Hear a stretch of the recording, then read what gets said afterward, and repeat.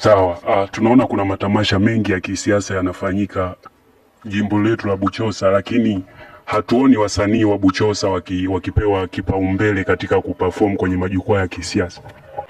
Labda tu niseme, unapoongea matamasha kweli yapo, lakini mimi niombe tu, labda niwatoe wasiwasi vijana wetu. Vijana wengi hawajitokezi, na ukiongelea sanaa nyingi Buchosa kweli zipo jumla na Sengerema, lakini vijana hawajitokezi, wanabaki kuongelea chini.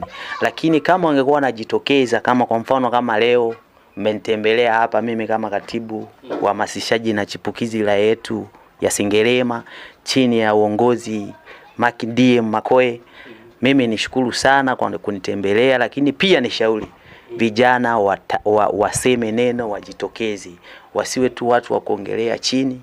Naona na juzi kati hapa nilikuwa naongea na mwenyekiti wangu wa vijana Patrick Matias Mundeba.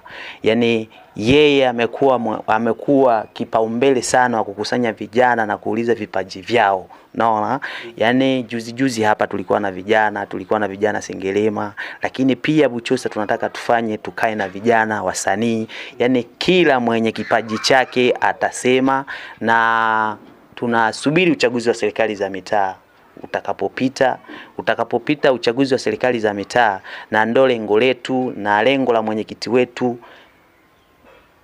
wetu wa vijana Patrick Mundeba. Yaani anataka in short aongee na vijana wenye vipaji Buchosa, Sengerema, ndo jukumu lake, make ndo idara yake. Na ndio maana unapoongelea mwenyekiti wa vijana yani ni vijana wote walioko ndani ya eneo lake. Sawa, anapokuwa mwenyekiti wa vijana, awe wa upinzani, awe wa Chadema, yuko chini ya mwenyekiti wa vijana CCM. Sawa. Lakini kuna tuhuma zinatolewa na wasanii wa Buchosa kwamba viongozi, yani wasanii hawapewi malipo mazuri zaidi ya kulipwa kwa malipo ya awali nyama. Hii imekaaje? Hilo mimi nataka nifafanue kidogo. Unapoongelea msanii huwa atoki tu chini na kwenda juu moja kwa moja. Vijana wengi wanajikita sana kutanguliza maslahi bila kutanguliza kipaji chake alichonacho. Yaani vijana wengi tunawaona, mimi niko kwenye hii idara, nimeona vitu vingi sana. Yaani vijana wengi wanatanguliza maslahi bila kutanguliza kipaji chao. Kwanza ni kipaji, maslahi yatakukuta. Na ndio maana nikasema kwamba tunahitaji semina kubwa sana ya kuwaelimisha vijana jinsi ya mambo yanavyoenda. Unapotaka kuwa mwalimu lazima uanze darasa la kwanza. Si unanielewa? Darasa la kwanza mpaka utaperform mpaka juu. Si unanielewa? Huwezi kuwa mwalimu bila kufika darasa la 7. Huwezi kuwa mwalimu bila kupitia darasa la 2. Unapokuwa mwalimu lazima uanze darasa la kwanza. Sasa vijana wetu wanataka akiwa darasa la kwanza awe mwalimu. Na ndio maana nikasema kwamba wanatakiwa wapewe semina. Unapokuwa na kipaji usitangulize maslahi mbele.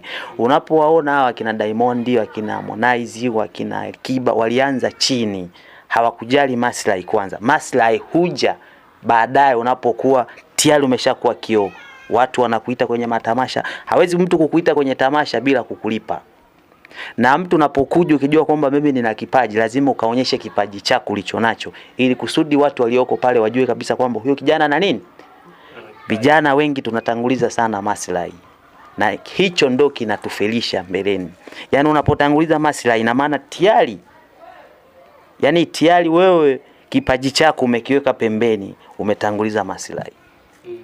Ndo kinachotufelisha sisi vijana.